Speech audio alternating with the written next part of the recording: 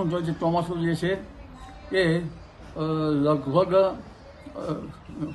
24 મેથી 4 જૂન વચ્ચે અકળાવનારી ગરમી પછી જે પ્રી મોન્સૂન એક્ટિવિટી શરૂ થાય ત્યારથી 8 થી 14 કે 15 જૂન વચ્ચે રાજ્યના ભાગમાં ચોમાસું આવી જવાની શક્યતા રહેશે.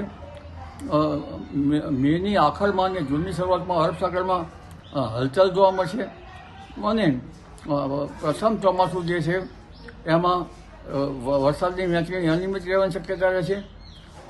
દક્ષિણ ગુજરાતના ભાગોમાં આહવાના વલસાડમાં ભારે વરસાદ પડશે.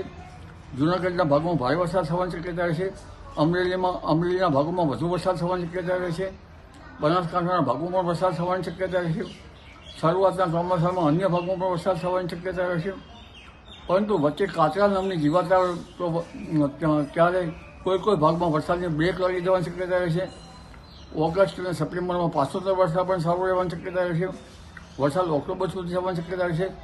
75 વરસાદમાં દરિયા કિનારામાં હવાના હળવા દબાણ ઊભા થવાની શક્યતા રહેશે.